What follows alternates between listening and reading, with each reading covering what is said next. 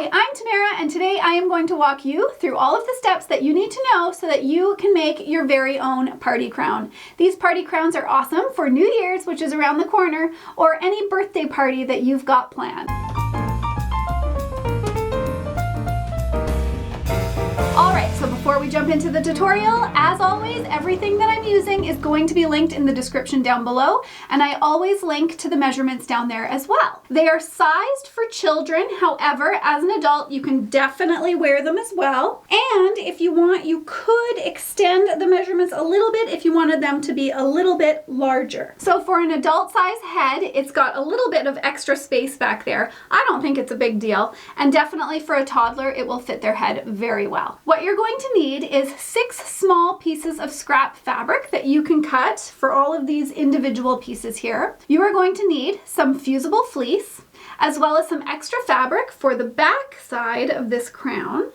And you're going to need some form of ties. For myself, I actually handmade the ties, so I will share the measurements for the size of the ties that I made as well. All right, so the first thing that we need to do is cut out our 6 pieces that will form the front of our crown. So just go through your scraps, find 6 pieces of fabric that match nicely. For me, I'm going to fussy cut this particular piece. I want that lemur's face in the middle. We're going to cut all of our pieces first at 5 inches by 3 inches. Once we've cut our rectangle at 5 inches by 3 inches, then we can add the point.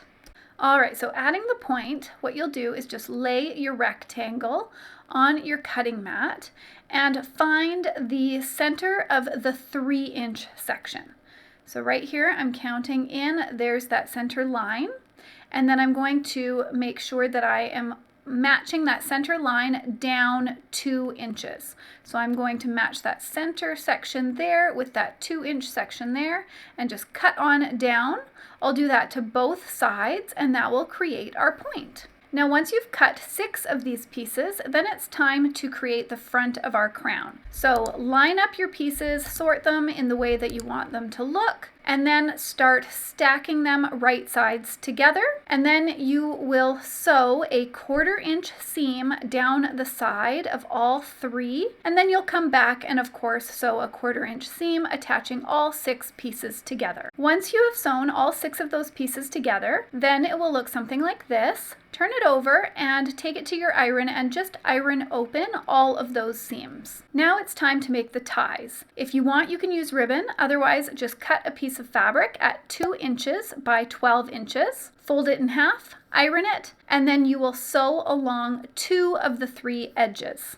Once you've sewn your ties, then it's time to turn them right side out. Because you have made small ties, it really is easiest to use something like this easy point and turner here, and then you can just wiggle your fabric on over to the other side, and that will turn your fabric right side out, and then you've created some really nice ties for your crown. Once these ties have been turned right side out, then it's time to take them to the iron and iron them flat as well. And a trick I use to make the ends look a little bit more crisp is I'll take a pin and I'll stick it in that sewn end, and it'll help me to pull out some of those points to make them a little bit more square. All right, now we need to cut out our backing fabric as well as our fusible fleece. So I just take our sewn piece here and I'll lay it on top of a scrap piece of fabric, and I'll make sure that the fabric goes all the way up to the points as well as to the outer edges.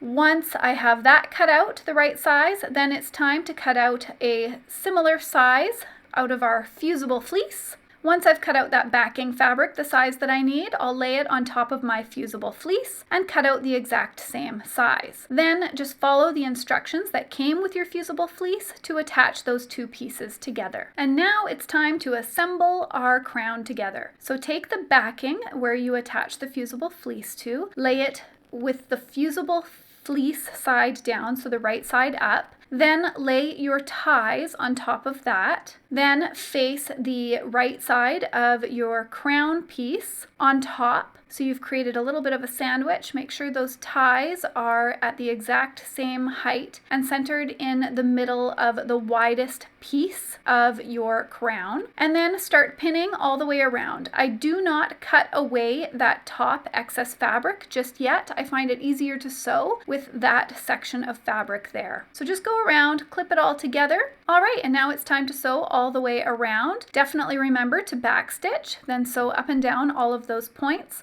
When you come to the section where that tie is, go back and forth to reinforce that tie. And then, of course, leave the bottom section open. That way you'll be able to turn this entire crown right side out. But before turning it right side out, just trim away all of those little top pieces to create the points and trim away the side piece from the excess of the ties. All right, so we're not quite done this tutorial, but I did want to interrupt myself and just say that if you have any questions as far as this tutorial goes, please leave them in the comments down below. I check on those comments and I will definitely reply if I can help you out at all. All right, let's get back to the tutorial. Before you turn this right side out, what you need to remember to do is clip away all of the excess fabric along the tops, as well as making a small snip down the center, avoiding your sewn stitches, of course, to give it the movement and flexibility that it needs when it's turned right side out. An easy way to turn it right side out is just to reach on in and grab those ties. Just grab one single tie and pull. It'll accordion style nicely to you, and then you'll be able to pop it right side out. You can do that for both sides. Once it's right side out, then you'll need to find something pointy. I like to use a chopstick.